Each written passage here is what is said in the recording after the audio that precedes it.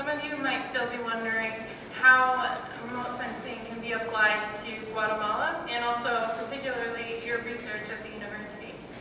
For this, I'm going to go over 2 projects where I use remote sensing in public health and archaeology studies. I'll begin with a quick definition of remote sensing. Lucia did a great job of going over the science behind remote sensing. I'll briefly touch upon what it is again before going on to how we can apply remote sensing in public health, and specifically give you an idea of software that is used to process remote sensing data, as well as some of the online sources for downloading imagery for free or purchasing imagery. After the first case study, I will be happy to take your questions regarding the public health study, and then I'll move on to discuss how I used remote sensing in an archaeology project with the NASA developed program. And then once again, I'll take your questions at the end. So what is remote sensing? It's basically the science of obtaining information about objects or areas on Earth, typically from aircraft, satellite, or more commonly today, drones.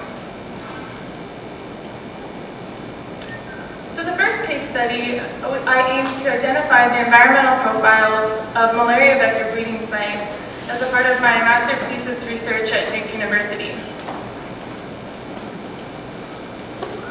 So this project, I processed satellite imagery using a variety of sources, including NB, ArcGIS, and QGIS, which is an open source platform. These are just some of the softwares that can be used to process remotely sensed data. So the usefulness of using remote sensing in malaria vector control programs has been previously studied. Often it is used to do large-scale geospatial mapping of larval habitats and also monitoring the environmental factors that influence the distribution and biological productivity of malaria vector breeding sites, and this allows also for forecasting of those. So the aims of the first case study were to identify the environmental variables of households with malaria vector breeding sites located in a rural district named Bungoma East District of Western Kenya using Landsat 8 and geospatial analysis. So for this study, field workers took the GPS coordinates of mosquito breeding sites along 860 households between 2013 and 2014. The environmental variables of interest that I derived directly from the satellite imagery are land surface temperature, soil moisture, vegetation density and greenness, as well as the land use and land cover. So to begin, I acquired Landsat 8 imagery using the USGS Earth Explorer tool. This tool is an open source provided by NASA, and anyone can download satellite images from a variety of different sensors. Additional free sources include the European Space Agency Sentinel mission, NOAA class, and NASA Reaver. These all you can access satellite imagery that's being taken currently from the USGS Earth Explorer. If interested in purchasing satellite imagery, Digital Globe is a major distributor of satellite imagery. And although it's pricey, you do get high quality images. So I chose Landsat 8 for this study because it was free, publicly available. The spatial resolution of Landsat is 30 meters for the multispectral bands. And it has a 16-day temporal resolution, which is really the revisiting time that it takes for the satellite to reach the same place on Earth. Landsat is very useful for historical trend studies since it has been on mission since the 1970s and currently is projected to continue its mission well after 2025.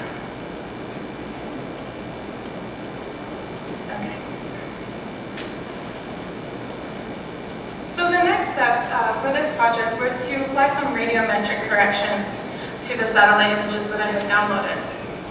And this is really the dirty work behind pre-processing of satellite imagery that is necessary before you begin any analysis on an image. And this is done using any of the remote sensing softwares, and for this particular study I used NV. So the next step was to subset the study area, which really just means cutting down the image down to your area of interest, and mine was approximately 40 kilometers square. This also reduces some of the processing time, given that the image size becomes a lot smaller. And since I collected images from the rainy season, it was necessary to do what's called a cloud mask, which essentially eliminates the cloud coverage and converts the points of clouds in the image into no data. So to begin, how did I convert this raw satellite image into different environmental variables? I will discuss this separately. So for the land classification, it's necessary to have information from the ground. So to have a GPS unit recording where, for example, a forest is located, a sugarcane field, etc. And with that information, you can create distinct pixel groups or categories within the image that correspond to each of the land covers. This allows you to train a classification model. This can be done in NV, ArcGIS, or as well as QGIS. So the results of the land classification look like this.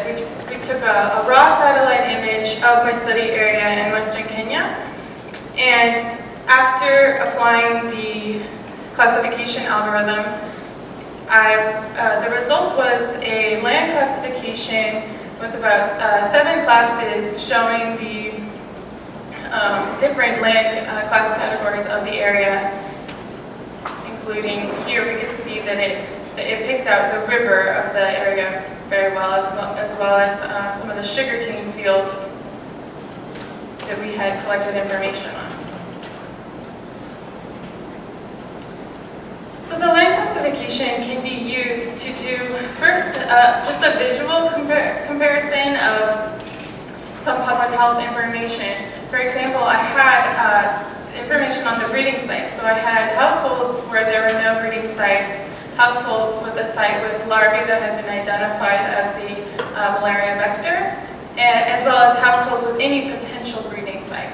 And so in the beginning, we can just do a visual comparison as well as further analysis to see which land covers are associated with the different categories of breeding sites. So the next step was to derive a vegetation index from the raw satellite image. And the vegetation index that I used is called the Normalized Difference Vegetation Index, NDVI. And this is commonly used to quantify the density of plant growth and greenness by using the near-infrared and red band of the image. And the results are a map with NDVI values ranging from -1 to 1, which represent higher or lower density of greenness. And again, we can start comparing whether denser areas of plant greenness or vegetation correspond to households with sites with larvae or any breeding site.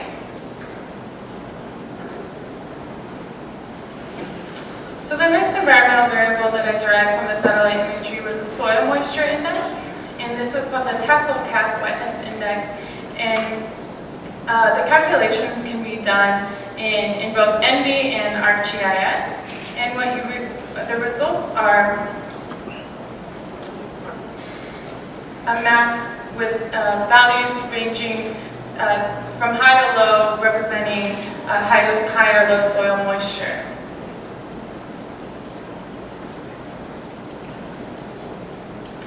And finally, I derived the land surface temperature of the area using the thermal bands of the Landsat satellite image.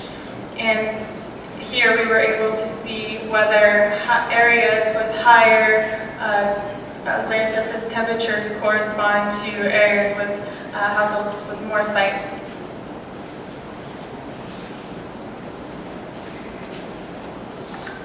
So after deriving the environmental variables from the satellite imagery, we can then perform a series of different analyses to see how the breeding sites correspond to the different environmental classifications. And I did this using ArcGIS and ArcMap, where I took each of the maps of each of the environmental variables and essentially extracted the locations of the breeding sites to each of the variables so that I had sort of a profile for each breeding site, whether the land classification was sugarcane or road, and whether it had a high and negative value. I took basically each breeding site, whether it had larvae or not, had a specific environmental classification. So our partners were interested in creating a probability map to identify risk to malaria in this area. And so we analyzed the odds of a household having a breeding site given each of the environmental classifications. And this included having an active breeding site where the larvae was identified and collected, or as well as just a household with any breeding site.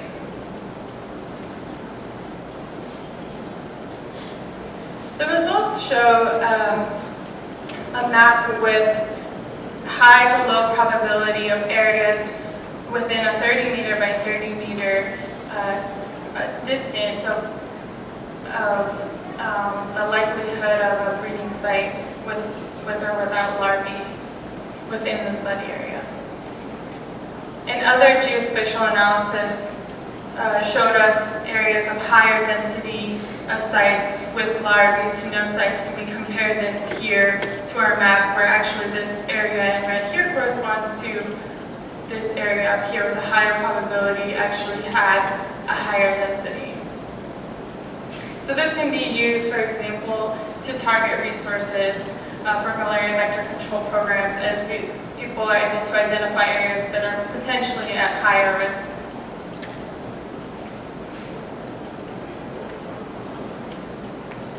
So, in all, this study shows how remote sensing can be used in public health to understand the environmental profiles of vector diseases, to create risk maps, to identify areas of disease hotspots, and also to monitor the environmental and atmospheric conditions that are related to diseases that maybe influence where they are located.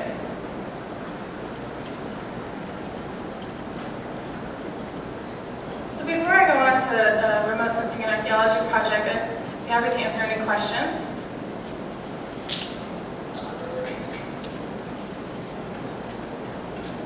You said your project was about diseases transmitted by insects. Can it be used for virus like HIV?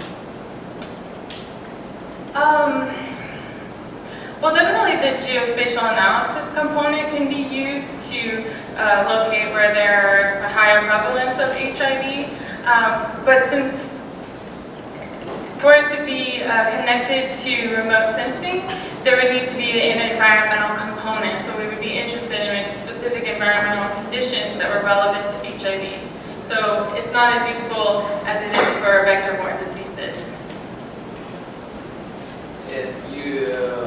Could this could be used in South America or in Guatemala for monitoring Zika spread? Exactly, yeah. And has it been used? There are some projects that I've just learned about recently that are using imagery from drones to do the same thing that I did map the breeding sites, but also they want to look into creating maps with environmental profiles of the breeding sites to be able to determine maybe why some breeding sites are in specific areas over others. What do you think is the advantage to using satellites instead of drones, which I would think would be much cheaper? Using satellites over drones? Yeah. So there are a couple differences.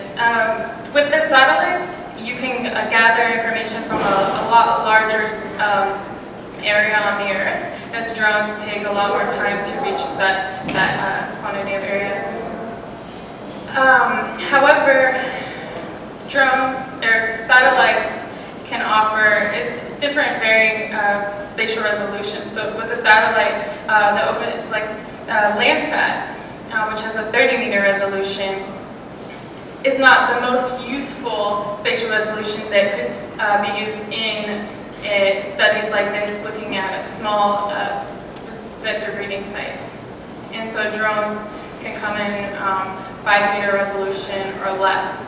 So there is an advantage of using higher spatial resolution to be able to derive a more variety of information within the image.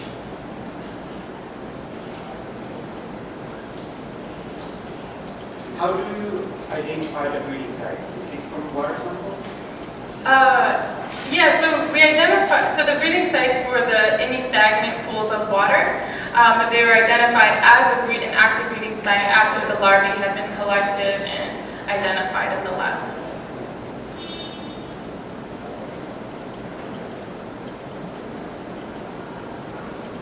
Okay, if there are no other questions, I'll move on to the second case study, where I used remote sensing in an archaeology project. So in this project, I was working at the NASA-developed program at the Marshall Space Flight Center in Huntsville, Alabama.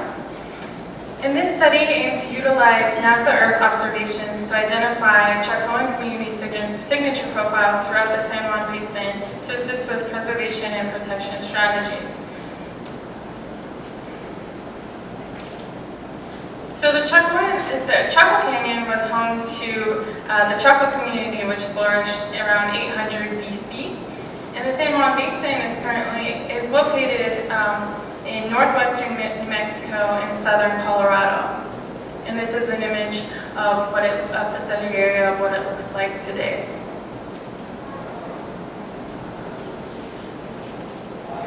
So in this study, we aim to identify areas that were suitable locations to these archaeological sites.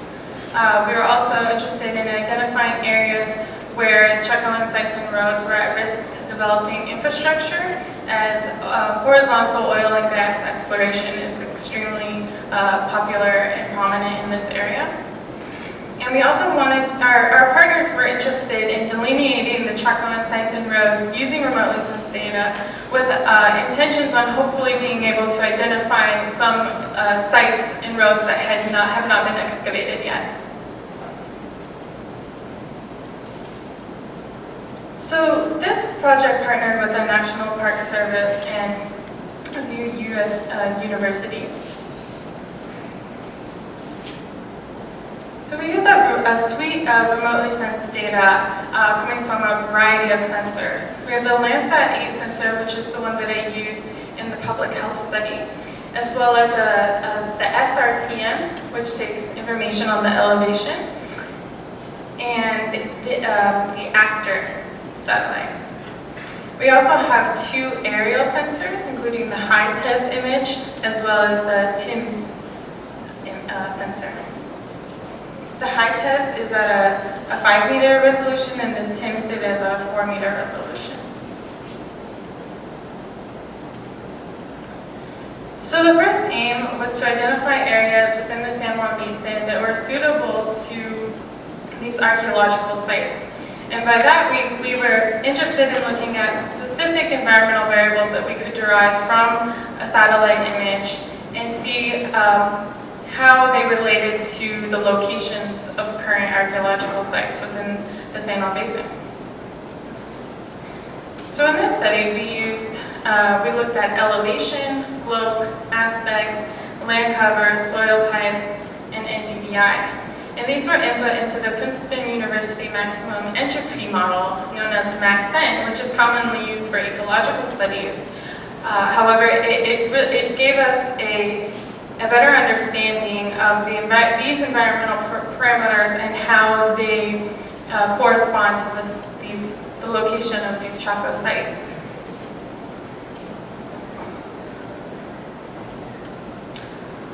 The second aim of of this study was to identify area or specific Chaco sites and roads that were at the highest risk of developing infrastructure, as this was really important to the National Park Service.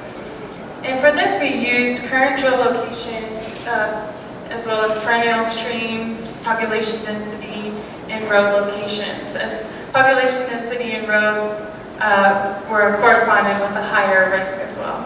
And the outcome showed, unfortunately, that a lot of the Chaco sites within the San Juan Basin are at extreme risk because there's a lot of development in the area.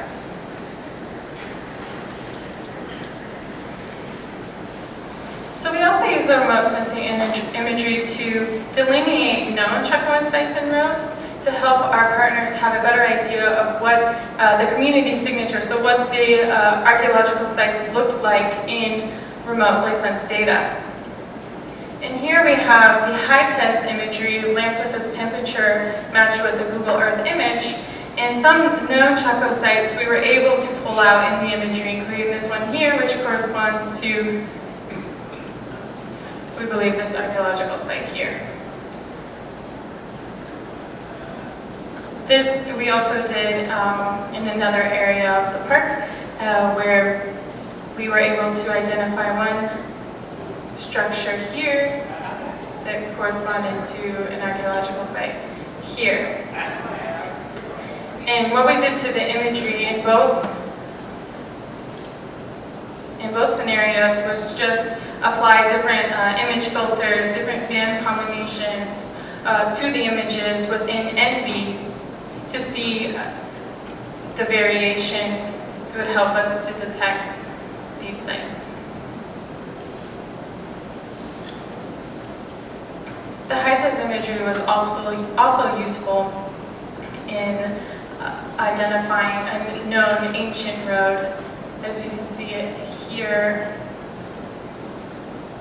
It's hard to see on this one here.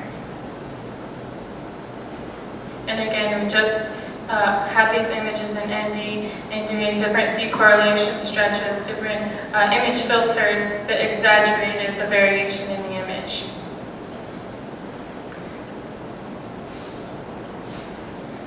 So overall, we determined that using remote sensing in archaeology gives a better understanding of the environmental profile surrounding areas where archaeological sites are located. You are able to create a risk map for known archaeological sites, as well as identify anomalies within the terrain that are associated with archaeological sites to be able to train your eye into finding new ones. We also found in this study that the higher resolution data coming from Landsat, Aster, or SRTM was too coarse to actually pinpoint some of the known checkpoint sites and roads. So that's why the high-test and the TIMS data were useful in identifying them. So overall, these two studies show examples of how remote sensing can be used in public health and archaeology, as well as a variety of other topics. And these two studies were both done primarily with free satellite images that had been downloaded from the USGS Earth Explorer that is available to everyone. And I believe that these two studies are also specifically relevant to Guatemala as well. A couple of things to consider when downloading satellite imagery for any kind of study is two things. One is the spatial resolution of the image, which is really the amount of variation able to be detected in an image. For example, we have a Landsat, which is 30 meter. So you can see how it's much too pixely to be able to identify a lot on the landscape. However, as the resolution increases, you're able to detect more variability. And also, temporal resolution is very important, as this is the revisit time that the satellite takes to reach the same area on Earth. And so If you're interested in monitoring something daily, not every satellite will be useful to you, as, for example, Landsat has a 16-day return to the same spot on Earth. So I would like to acknowledge my research team in Kenya, as well as the NASA Develop team, and Lucia and Engineer Victor Hugo for having me here. I'll take your questions.